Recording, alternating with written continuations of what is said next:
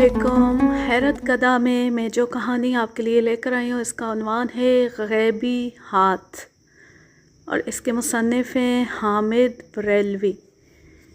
पाकिस्तान में एक फ़ौजी डिपो है जहाँ अफवाज के नाकारा या नाकाबिले इस्तेमाल करार पाए गए सामान की नीलामी होती है। मैं उस डिपो में तैनात था। हफ्ते में एक मरतबा रात भर की ड्यूटी होती जिसमें 2 बार डिपो का चक्कर लगाकर खुले मैदान में पड़े सामान और स्टोरों के तालों की पड़ताल भी शामिल थी। सुबह अपने अफसर आला मेजर को रिपोर्ट देता। इसके बाद 7 बजे से 1 बजे तक आराम का वक्फ़ा होता, फिर 4 बजे तक मामूल के फ़राइज़ अंजाम देता। एक सुबह रात की ड्यूटी ख़त्म करके मैं अपनी रिहाइश का आया, नहा धोकर नाश्ता किया और सोने की खातिर लेट गया। सुबह के 8:30 का अमल था कि एक सिक्योरिटी गार्ड ने दरवाज़ा खटखटाया। मैं बाहर निकला तो उसने कहा, जनाब आपको मेजर साहब ने सलाम दिया है।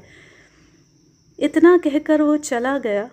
मैं हैरान था कि बेवक्त मुझे क्यों बुलाया गया। बहुत सोचा लेकिन कोई माकूल वजह समझ में न आई।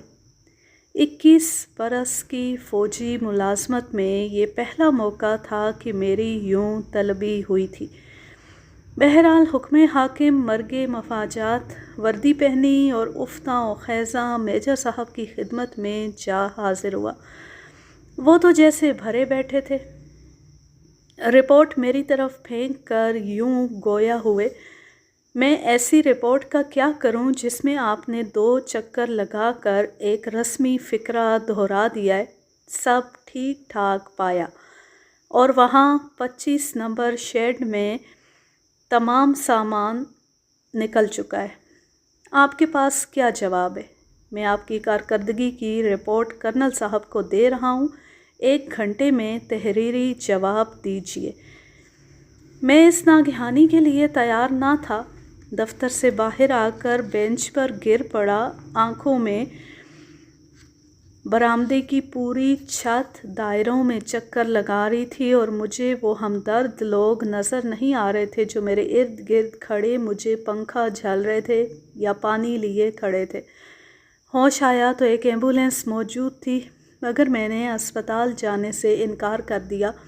फ़ौरन अपने दफ्तर पहुंचा और जवाब तलबी की रिपोर्ट तहरीर की, जिसमें इस बात पर जोर दिया कि 25 नंबर शेड का सिविल स्टोरमैन ये बात वाज़े तौर पर कह रहा है कि उसने अपने हाथ से तीनों तालों की सील तोड़ी और चाबियां लगाकर उन्हें खोला।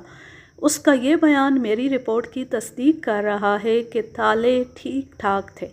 इस हकीकत के बावजूद शेड का पूरा सामान गायब था, जो पाकिस्तान एयरफोर्स की गर्म वर्दियों, पार्चा जात और दीगर अशिया पर मुश्तमिल था। करोड़ों रुपए की ये पुरस्रार चोरी एक फ़ौजी इदारे में तमाम तर हिफाजती इक़दामात के बावजूद अमल में आई थी। डिपो का हर शख्स, खा इससे मुतल्लिक था या गैर मुतल्लिक, अपनी जगह पर परेशान था। फ़ौजी हुकाम ने हर तरह से तफ्तीश की। पकड़ धकड़, पूछ गोछ, इनाम का लालच, सज़ा की वईद। 1 हफ्ते ये चक्कर चलता रहा, लेकिन तमाम तफ्तीश बेकार साबित हो रही थी। जब कोई नतीजा बरामद न हुआ तो आला हुक्काम ने केस पुलिस के हवाले कर दिया। चुनाचे पुलिस आई। पहले मज़दूरों पर नस्ला गिरा। जब कोई सही इत्तला हासिल न हुई तो दीगर अमले को थाने ले जाकर सोदोकोब किया गया। शेड के करीब पाँव के निशानात पाए गए थे। पुलिस ने अपना पूरा जोर लगाया। 10 दिन गुजर गए मगर चोरी का सुराख न मिल सका। एक शाम एक सीनियर अफसर तशरीफ़ लाए और मुझे मशवरा देने लगे कि आप 2-4 दिन के लिए रूपोश हो जाएं। मैंने अर्ज़ किया, आपके इस मशवरे का शुक्रिया, मगर ये तो वही बात होगी कि आ बेल मुझे मार। गोया अपने इस फ़ेल से ख़ुद साबित कर दूं कि मैं ही असल मुजरिम हूँ। फरमाने लगे, میں نے آج کوتوالی کے ایک خفیہ اجلاس میں جنرل ہیڈ کوارٹر کا پیغام سنا ہے کہ آپ کو گرفتار کر لیا جائے اور ہر ممکن طریقے سے معلومات حاصل کی جائیں۔ گویا تشدد کا ہر طریقہ آپ پر آزمایا جائے گا۔ اس وقت 8 بجے، پولیس آج شب 3 بجے آپ کو گرفتار کر کے لے جائے گی۔ کم از کم اپنے بیوی بچوں کا تو خیال کیجیے۔ میں نے کہا مایوسی کفر ہے۔ اللہ ناانصاف نہیں، وہ میرا ساتھ دے گا کیونکہ میرا اس چوری میں کوئی ہاتھ نہیں۔ میرا اور میری بیوی بچوں کا خدا حافظ ہے، میں کہیں نہیں جاؤں گا۔ کہنے کو تو میں نے یہ بات کہہ دی اور وہ چلے گئے، مگر مجھے بیوی بچوں کی فکر نے آ لیا۔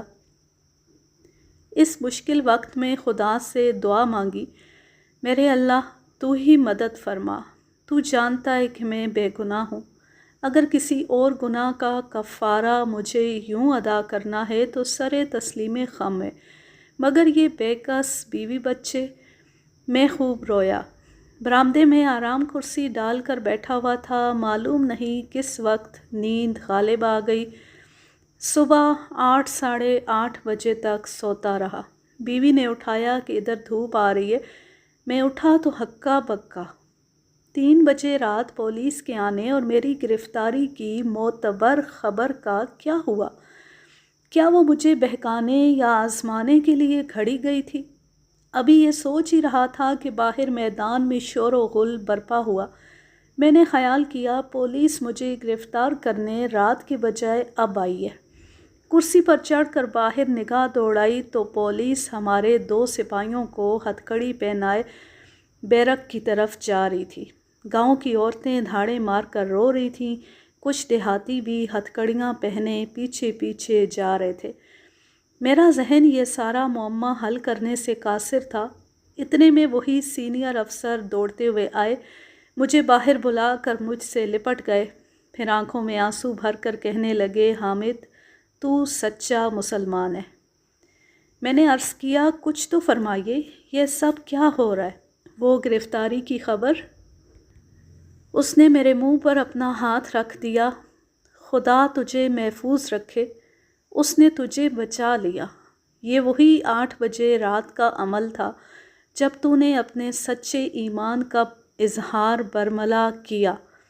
اسی وقت کوتوالی میں پشاور سے فون آیا کہ سارا سامان پکڑ لیا گیا ہے، ٹرک ڈرائیور گرفتار ہو گئے، ڈپو کے نزدیکی گاؤں پر چھاپا مار کر دیکھا جائے، اصل چور اور تھوڑا بہت مال وہاں چھپا ہوا ہے۔ چنانچہ پولیس پارٹی تشکیل دے کر گاؤں پر چھاپا مارا گیا، وہاں سے 2 افراد گرفتار کیے گئے۔ انہوں نے ہمارے 2 سپاہیوں کے نام لیے جن کی مدد سے فوجی سامان اڑایا گیا تھا۔ اصل میں شیڈ نمبر 25 کے پاس ایک درخت تھا، اس پر چڑھ کر اوپر کے روشن دان توڑے گئے اور ان کے راستے سامان باہر نکالا گیا۔ تاروں کی باڑ کا تھوڑا سا حصہ بھی کٹا ہوا پایا گیا۔ یوں تالوں کی سیل اپنی جگہ رہی مگر سامان غائب ہو گیا۔ بعد میں سارا سامان واپس آ گیا اور سپاہیوں کو 14 سال قید بامشقت ہوئی۔ میرے بیوی بچوں نے جب سنا تو رو رو کر برا حال کر لیا۔ یہ خوشی کے آنسو اس عقیدے کا اظہار کر رہے تھے کہ اللہ ناانصاف نہیں۔ اس کہانی کا ماخذ ہے اردو ڈائجسٹ، اکتوبر سن 1983۔ اب میں لیتی ہوں آپ سے اجازت، جہاں رہیں خوش رہیں، شاد و آباد رہیں، ہنستے مسکراتے رہیں۔ اللہ حافظ، اللہ نگہبان۔